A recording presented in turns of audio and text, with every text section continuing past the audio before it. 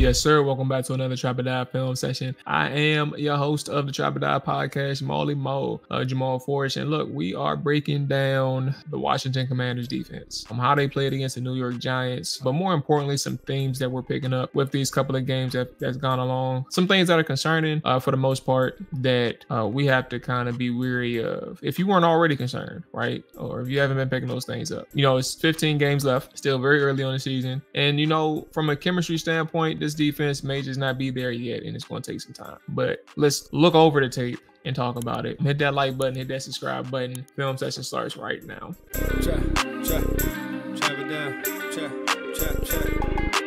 So before we get into the problems, let's just discuss Benjamin St-Juste and the day he had in the second half against the Giants. I think Ben, while he wasn't going up against Mike Evans, Chris Godwin, and even in the first half, like, I don't think he played terrible. It was more so Ben was allowing catches or giving up catches that was more so predicated on like the coverage that he had to run, right? He gave up 10, 12 yards of cushion, playing bail. They run a 7 to 10 yard curl route, right? And things like that. So he did go some catches early on, and he actually gave up one late that I'm going to show later. But for the most part, he had a pretty solid game. And let's kind of start with the first play that I want to highlight. Third quarter.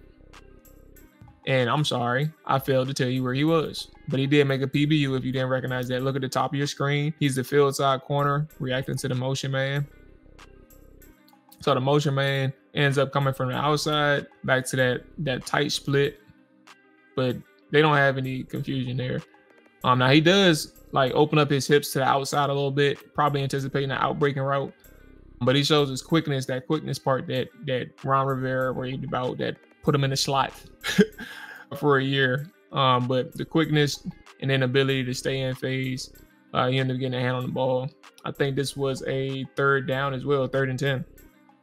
So a pretty good play from Benjamin at the top of the route, at the catch point, to make a play, and you get to celebrate. Next play is a red zone play, 4th quarter, 2nd and 7. Now you're kind of isolated in an ISO situation, right? Now Ben is playing inside leverage, 7 yards off the ball.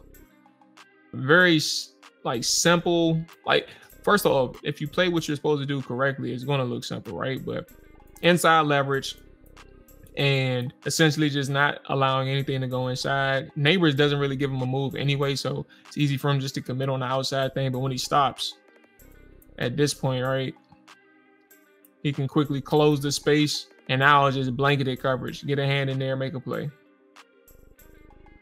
Good rep from Ben. Now you're down to 3rd down, right? And they end up giving a touchdown. That's the next play to Mikey Sainristil. Next play from Ben. Now you're talking about cover 2.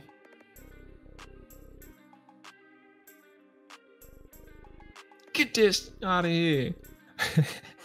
But nah, good jam from Ben, right? Just essentially slowing down the route, slowing down that pace in Malik, right? Cover 2, just at like bail coverage. So essentially you're just having to have that feel between, first off, having eyes in the backfield to the quarterback, but also like just riding along the sideline.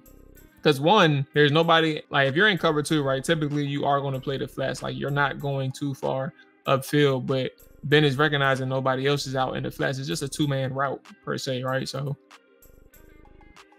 just getting your hand up there, knocking it down. Next play, that straps.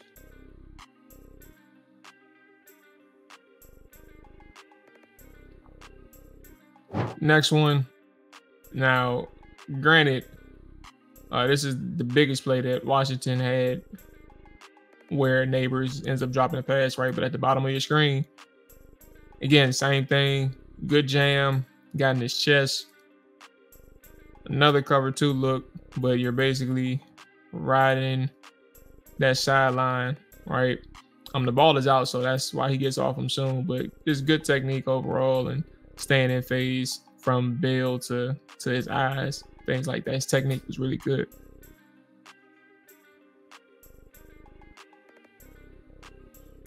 All right, so now some problems. Now, I don't know if this is going to be a thing moving forward, or maybe this was just on behalf of the New York Giants and how Joe Witt played the Giants and how the Giants reacted to some looks that Washington gave them. But 2 particular plays that Washington had some problems was basically the actual same look. So the first one came in the first quarter and the second one came in the fourth quarter. I mentioned Ben St-Juste, he had a problem, but I thought it was a scheme issue, right? So this is one of the things that I thought. Now, it wasn't a huge problem in the day, but it also led to something bigger down the line. We'll show it. This is Washington in the first quarter on 3rd and 12, running man coverage, right? So you end up giving that big play, obviously in 2-man, where, you know, you have this look where you have one person running a crosser, your tight end is going upfield. He's essentially like a pick man, right? But they jam the tight end, but you just have neighbors run underneath the tight end. And what that does is it picks the cornerbacks, gives them a free release, easy pitch and catch. Now, Mike Davis is in trail. Granted, you know, it's hard for him to stay in phase if he's getting knocked out by Bobby Wagner. But reason why I bring this up, right, is, you know, the Giants were able to call this out. They recognized some form of mismatch, like they recognized something from the scheme. And this is also what got them in trouble later down the line. Fourth quarter, 3rd and 9. So this is like late in the game here, right? Same thing. Same look. They only ran cover 2-man 2 times in this game, and I just showed you both of them. So it's something that the Giants recognized, and obviously Joe Witt's tendency was to run it in 3rd and long situations. When he did run it, again, those are just 2 plays, not enough exposure to see like what his true tendency is. But running 2-man with 2 high safeties, you know, exposes that middle of the field and first, second level if you can win. So the Giants was able to exploit that when it mattered, got themselves in the scoring range. And that's kind of something where it's like, it's not a problem per se, but like, what are we going to be doing moving forward? Is that something that's going to be part of the game plan? Do you want to coach better? I don't know. All right, so now we're on to Mike Sainristil. You know, he's still a rookie, so I think that's kind of the overall theme that we need to take into account. He doesn't play terrible, but he has some moments where it's like you would expect him to play a little bit smarter, right, in those instances. This one is him getting faked out by the play action, and maybe he was just super aggressive because that's what his coaches wanted, but I don't think so. I think your eyes have to be a little bit faster than what they are. And like, for example, if you want to compare, right, just look at Bobby Wagner. Mike Sainristil, for those who are wondering, he's in the slot. He's covering 86. So jumps in thinking that it's a play action because that, I guess he stays in the block. But look at Bobby Wagner, like quickly realizing that it is a play action on the boot action. And he gets out. This is a cover 3. So if you all know cover 3s, you can imagine where Sainristil is supposed to be. And it's exactly where neighbors caught the pass.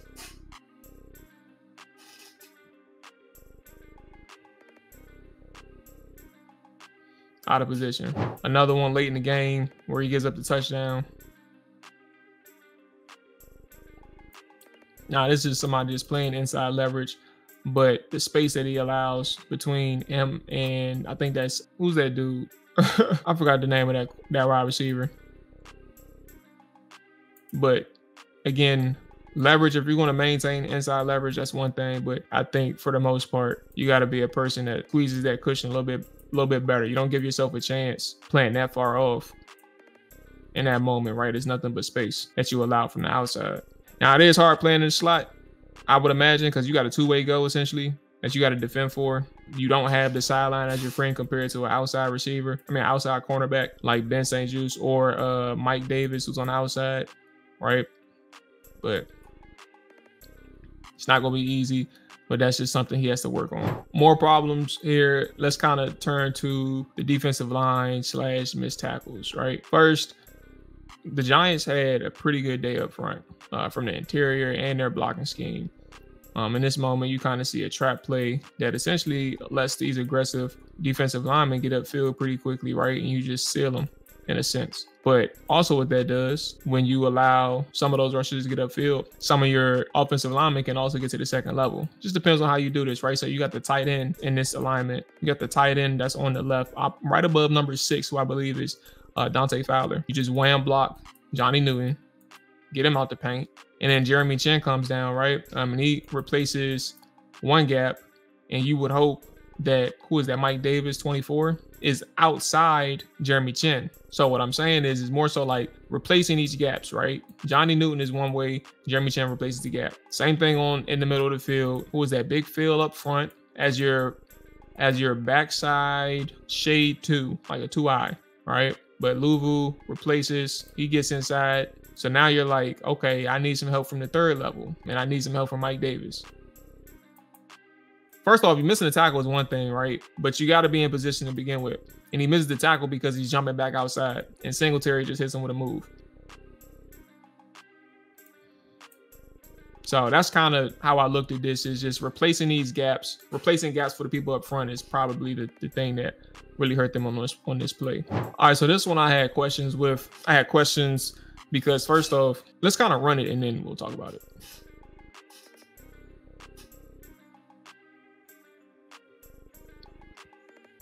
20-something yard run, right?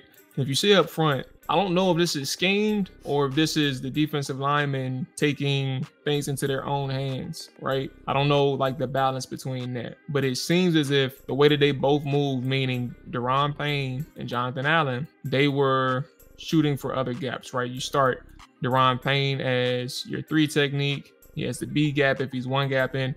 He shoots over to the C gap. And then you have John Allen, who is your 2-eye, right? Responsible for the A gap. He shoots over to the play side A gap, right? So in theory, that leaves Jeremy Chin in an alley 1-on-1. But that alley that was created with them jumping over gaps was huge. So what does that mean up front? Like, how wide or how much was you supposed to jump over is the question, right? I don't have the answer to that. This is only the 2nd game of the season. I would love to know like how consistent they are schematically in doing these gaps, this gap scheme thing up front, right? And then obviously the lane is so wide, Jeremy Chin isn't able to cover that grass, misses the tackle up front. No excuse, by the way. I'm just saying because of the things that happen up front with that gap move, that's a problem. Now, I also don't know, because we didn't talk about it, what Bobby Wagner was doing. It didn't seem like he was taking on the block head on, right? Like he was more so trying to avoid it and get under it. All of these things play into account. All right, so for the last few plays I want to get at is how the defensive linemen and the second level are playing when Allen and Payne are double teamed. Bottom line, you don't want your defensive linemen to get double teamed. Nobody does. But when they do, especially your interior defensive linemen, when they're some of the best on your team, like in terms of financially, but also perceived talent, right? You got to take on these double teams better. Not everybody is strong at certain things, but you have to be able to play these better. You have to be able to help out your second level when you do get double teamed, whether it's through sustaining the double team or actually beating it, right? Now, neither one of these guys are able to successfully beat the double team. They're occupied. The offensive linemen are winning, but now you have a situation where, if you think about it from a gap standpoint, you would imagine Bobby Wagner and Louisville are in the right position to take on the running back. But at this point, you see Jonathan Allen fit inside, and Bobby Wagner and Jonathan Allen are in the same gap. I don't know if that's a communication problem between them or not. Not too sure, but they're in the same gap. And on the other end, successful combo block between Daron Payne, between the right guard and the right tackle. Obviously, Daron Payne being occupied and Frankie Louisville being overtaken. But you see them shoot through the gap. The only saving grace here is Benjamin St-Juste strips the running back. Same thing here in pass protection, right? So this is the Benjamin St-Juste pass breakup we showed earlier.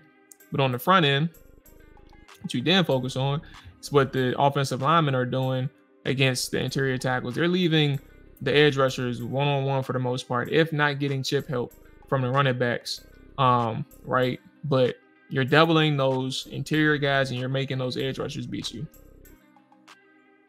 And the problem with this is like these guys, again, aren't necessarily good versus double teams. An example is looking at Daron Payne on this play, right? He generates no pocket movement. He just is a standstill. It leaves Daniel Jones with endless time to play in the pocket.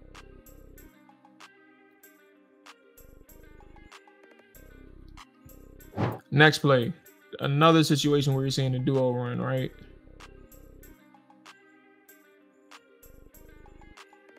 Huge gain. He gets to the third level easily. But again, double teams. This time you're seeing Daron Payne completely avoid the double team. Tries to get upfield. His gap is immediately vacated. It leaves the offensive lineman there for the second level. So now you're already having linemen climb to the second level, right? And I asked the question in passing, like, what does this mean when people on the defensive line, you know, they aren't taking up these double teams? Your goal is to occupy and do enough to help out your second level defenders or actually beat the double team, right? And I'm gonna show you an example of Big Phil and one of the reasons why he's actually pretty good here in terms of situationally taking on double teams. We're not gonna do it right now, but this is, again, the same play. When the defensive linemen aren't winning, now the second level has to make a play, right? Replace these guys or step up in the gaps. But now John Allen, who's essentially two tech, right? He's biting inside on this. The running back hits the gap that he vacates. He's just making a play. Same thing here. Daron Payne taking on another double team. He vacates his gap. Now, this is a 4-yard run, but this is a really good example of what it looks like, right? You got, what's that, a 3 tech? Yeah, so he has the B gap, right? He's looking for the ball carrier, has eyes on him. Running back manipulates him by jumping inside, but then jumping immediately back out. So Daron goes inside. The running back goes exactly where Daron Payne left. Get a 4-yard gain. But this is important. Obviously, it's in Washington's territory. When you're talking about 1st and 10, you pick up 4, you get 6. Now you're in a very manageable second down. And we'll close out with an example of Big Phil. When we talk about taking on double teams, this is the reason why Big Phil is still around. This is a reason or an example of like what you would want out of your better interior defensive lineman who's going to be seeing majority of the snaps on defense, right? Big Phil only sees a handful, but look at how he leverages that gap. Look how he leverages that double team. That's really good play strength. You see that knee bend, that front knee is how he gains his leverage. And he's really essentially attacking that one offensive lineman, like low man. He's very low at this point, right? Excellent play from Big Phil. 0 yards gained on this play. That's how you want your defensive lineman, your interior defensive lineman to take on a double team. Example of what not to do, just look at Johnny Newton on the other side. Rookie, by the way. We're establishing that rookie, but just an example comparison. There you go. So that's gonna wrap it up on this film session. My bottom line thoughts, because these aren't conclusions, essentially is like they got to figure out what they want to do up front schematically. They ran a couple different schemes and approaches against the New York Giants by half, and I think for Washington, they're trying to find some answers. They're trying to find ways that can negate the ways in which they are attacked. If you have good interior defense, offensive linemen or powerful guys who can work in the run game, you're going to get exploited. If you're Washington, they got to find a counter to that. And then also, if you have good overall offensive line or somebody who's agile, you know, they're going to find ways to attack that too. I just think for Washington, the bottom line is if you can't be good at one thing, like if you don't have an identity, that's a problem. So you have to find a way to be good at something is where I'm getting at. And they aren't good at anything. They don't have an identity. And some of these problems on both the front end and the back end are going to continue to arise. So that's going to wrap it up for this film session. Again, hit that like button, hit that subscribe button if you haven't done so. Hope you all enjoyed it. Hope you all learned something or got a takeaway from this. But yeah, man, we got a long season ahead. Hopefully they can turn things around, but we'll find out. Until next time, man, we out here. Peace.